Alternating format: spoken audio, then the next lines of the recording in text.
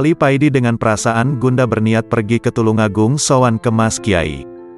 Dia sudah gerah ketika banyak yang melaporkan kepadanya, kalau sekarang banyak para murid Mas Kiai kesana kemari menjual nama Mas Kiai, untuk kepentingan dirinya pribadi, meminta uang dan minta dihormati secara berlebihan. Ketika memasuki gerbang pondok, Wali Paidi melihat banyak orang duduk di sebelah musola. Sekitar 5 orang yang duduk di situ, terlihat mereka adalah orang penting di pondok sini. "Ada perlu apa Mas?" tanya salah satu dari mereka. "Sowan ke Mas Kiai," jawab Wali Paidi. "Oh, ke Romo Kiai," jawab mereka. Terlihat dari jawaban itu, kalau mereka tidak suka dengan sebutan Mas Kiai, yang disebutkan oleh Wali Paidi. Menurut mereka kurang sopan. "Wah, sekarang Romo Kiai tidak di dalam, sampeyan ke makam aja dulu, menunggu di sana," jawab mereka. "Inggih," jawab Wali Paidi. Ketika Wali Paidi mau beranjak pergi ke makam, ada suara yang memanggilnya. Paidi, ayo melu aku." Wali Paidi menoleh, dilihatnya Mas Kiai yang memanggilnya. Wali Paidi berbalik mendekati Mas Kiai dan mencium tangannya. Serentak 5 orang yang duduk di sebelah musola berdiri berniat ikut salaman ke Mas Kiai. Ternyata mereka duduk di situ juga menunggu Mas Kiai. Mas Kiai mengangkat tangannya. Beliau memberi isyarat kalau beliau tidak mau disalami. Mereka lalu duduk kembali. Wali Paidi mengikuti Mas Kiai keluar dari pondok. Mas Kiai menuju mobil yang berada di depan gerbang. Mas Kiai menyuruh Wali Paidi masuk ke dalam mobil. Di dalam mobil sudah ada adik-adik Mas Kiai. Wali Paidi menyalami mereka. Mas Kiai mengarahkan mobilnya ke selatan.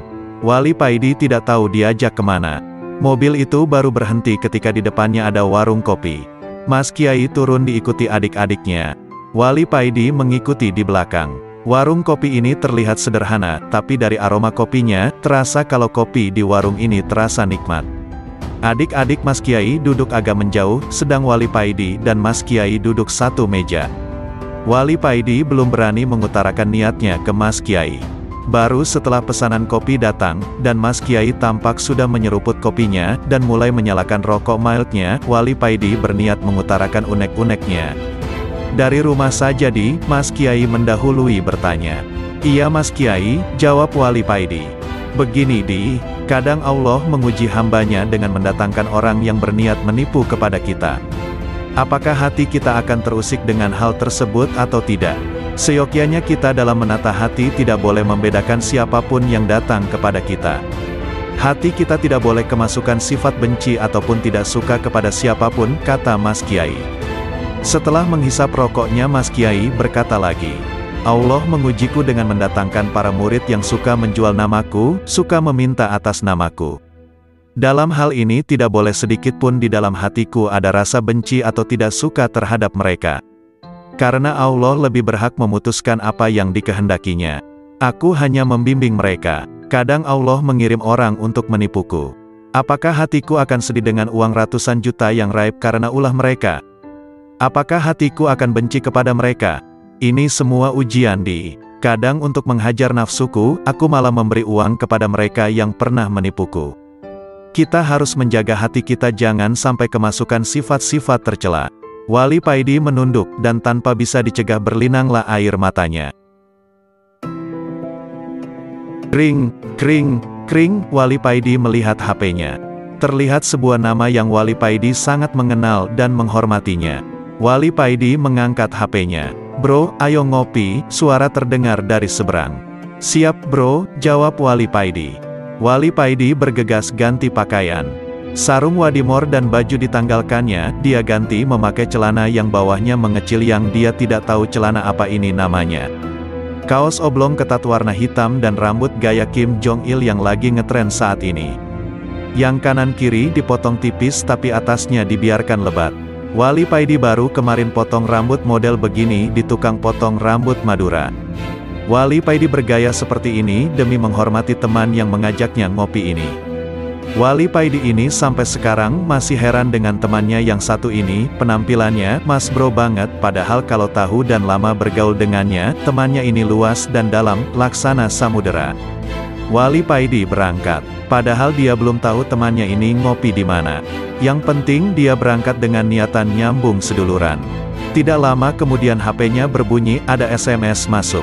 Aku tunggu di Brojan Coffee, bunyi SMS. Oke meluncur bro, balas Wali Paidi dalam SMS-nya. Sekitar 1 jam Wali Paidi sudah sampai di warung yang dimaksud. Kafe yang bergaya modern dan gaul. Wali Paidi masuk ke dalam, dilihatnya temannya ini sudah ada di dalam bersama kawan-kawannya. Hai, sini bro, ucap temannya mempersilahkan duduk.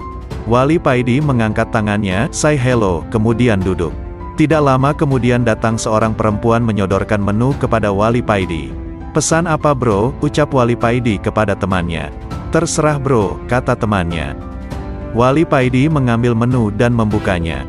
Wali Paidi mulai kebingungan dengan gambar menu yang dilihatnya. Gambar makanan dan nama yang aneh-aneh terpampang di depan Wali Paidi. Wali Paidi bingung karena selama ini Wali Paidi kalau ke warung, tahunya hanya rawon dan nasi pecel.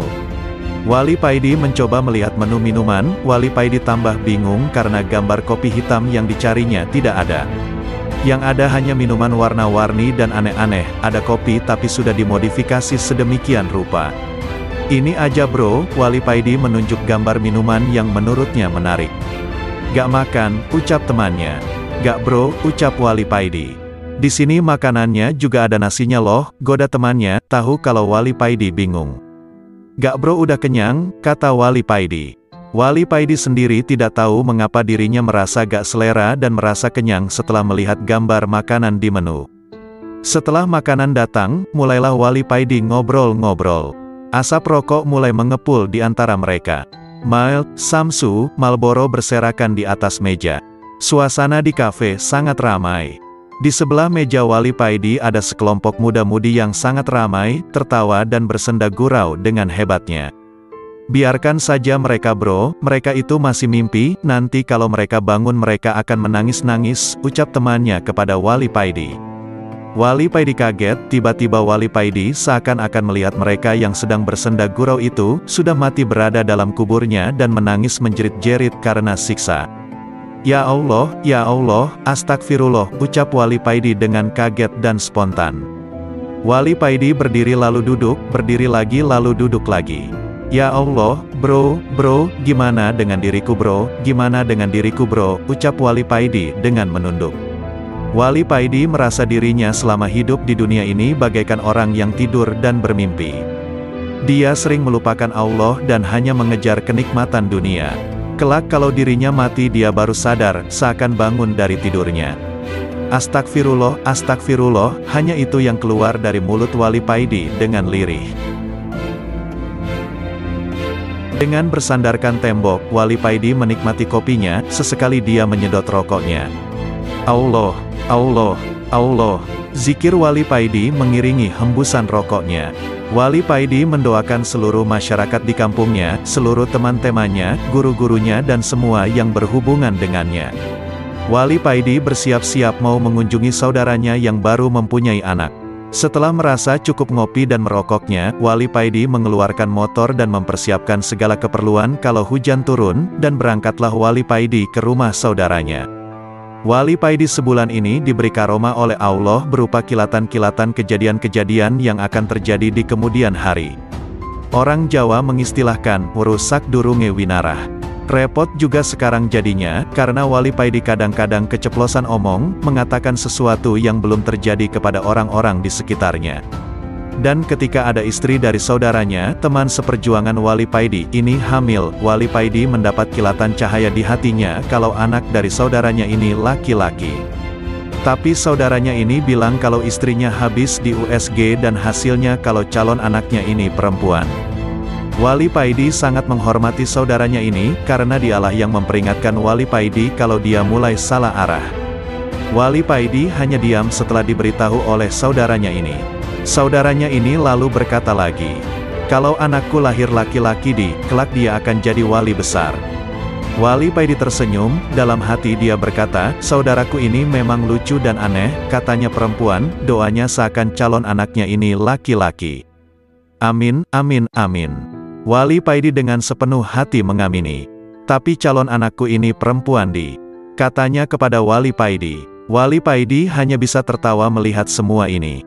Dan kemarin Wali Paidi mendengar kalau anak dari saudaranya ini telah lahir, dan anaknya ternyata laki-laki. Wali Paidi ikut bergembira mendengar kabar ini. Wali Paidi sampai di rumah saudaranya ini sehabis maghrib. Dan ternyata ibunda dari saudaranya ini ada di sana. Dan yang membuat Wali Paidi terkejut ternyata Mas Kiai guru Wali Paidi juga berada di situ.